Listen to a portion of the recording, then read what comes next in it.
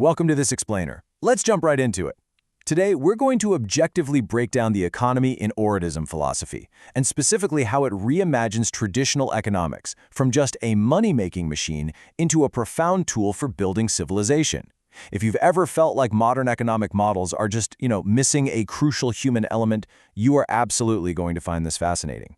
We're exploring a comprehensive framework that shifts the ultimate goal of an economy away from just hoarding wealth and towards the actual flourishing of humanity itself. So, here is our quick roadmap for today.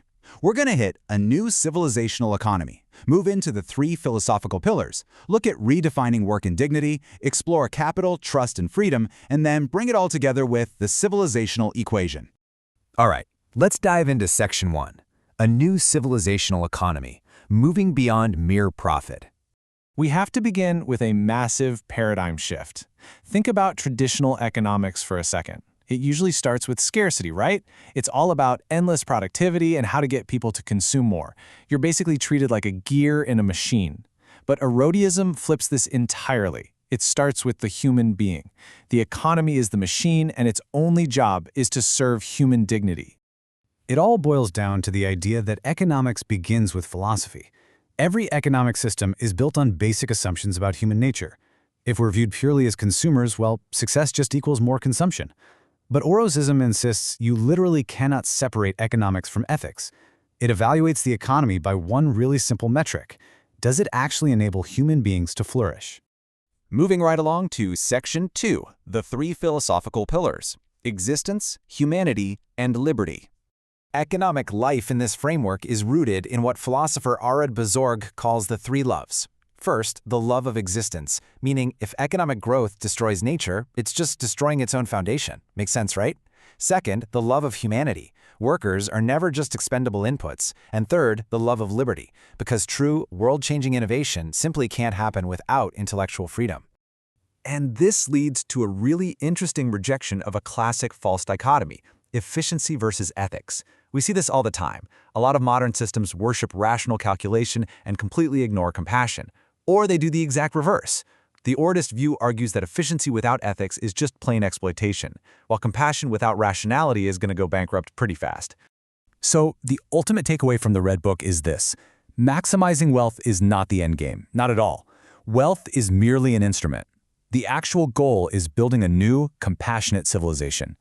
Money only really matters when it's actively contributing to stronger communities and higher mutual trust. Okay, on to Section 3, redefining work and dignity. Character before wealth. In this system, think about what the very first product of your work is. Actually, it's not the profit you make for a company. It's your own character. Through disciplined, conscious labor, people develop responsibility and creativity. Economic development literally starts with personal development. We grow a civilization simply because the people within it are growing. And what's so fascinating here is how it completely levels the playing field. Labor and capital aren't treated as natural enemies fighting over pieces of a pie. They are equal partners. Entrepreneurs create the opportunities, and workers transform those opportunities into reality. Neither one is superior. On a highly practical level, this means that a workplace that pays a fair wage but destroys your dignity in the process is actually impoverishing society. It really doesn't matter what the financial quarterly reports say. Humans need more than just a paycheck. We inherently seek purpose, respect, and a voice. And this totally reframes the idea of the entrepreneur. They aren't just seen as an investor or a boss. They are viewed as a creator of life. Now, not in a biological sense, obviously, but as someone whose ethical innovations breathe vitality and hope into a community. It makes entrepreneurship an act of social creation. Which brings us to Section 4, capital, trust, and freedom. The invisible foundations of prosperity. You know how some governments argue that you need to achieve economic prosperity first, and then maybe later you can afford to grant liberty? Well, Orodism flips that entirely. It argues that liberty is the actual invisible infrastructure that makes prosperity happen in the first place. You can't have sustainable innovation if people are terrified to think differently. Freedom is quite literally an economic force. Because of that, capital will only truly flourish where freedom flourishes. It's a chain reaction. Freedom encourages creativity. Creativity generates innovation, and innovation attracts investment. It's absolutely impossible for innovation to mature in an environment ruled by fear. Liberty is the bedrock of capital. As Orod Bozorg points out, ethical capital requires trust, institutional reliability, and peace to function. Without these conditions, capital is just going to seek safer environments. Wealth alone simply cannot sustain an economy if the societal foundation is built on conflict and distrust. Seriously, think about the hidden costs of a low-trust society. The endless contracts, the constant supervision, the paranoia. It is incredibly expensive. But when citizens trust that the rules are fair, the entire economic system becomes profoundly more efficient. Trust and justice aren't just nice moral ideals here. They are the invisible guardians of wealth. Finally, we reach Section 5, the civilizational equation, the formula for sustainable prosperity. Ultimately, Orodism rejects the fragmented way we usually think about the world, pitting economics against politics or growth against the environment. Instead, it proposes that economies are living, breathing civilizational systems. All of these societal variables have to be harmonized together. This brings us to the central civilizational equation. Prosperity isn't just a GDP number. It's a function of 7 interconnected variables: liberty, trust, justice, innovation, sustainability, dignity, and peace. The genius here is that if you remove any single element, the whole system degrades. You just can't maximize innovation while crushing human dignity without destabilizing the whole shebang.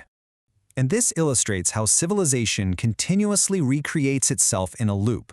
It starts with liberty, which sparks innovation, which leads to growth. But that growth must be managed by justice, which builds trust and stability, leading to sustainability, which then renews liberty. It's a closed, living cycle ensuring that economic growth doesn't cannibalize its own future. To pull all of this together, the economy and Orodism philosophy fundamentally redefines what true wealth actually means. It shifts our obsession away from mere GDP and material accumulation and demands that we measure our success by the amount of trust, ethics, and human dignity we are generating. We stop being just consumers and we become builders. As we wrap up this explainer, I want to leave you with a real thought provoker.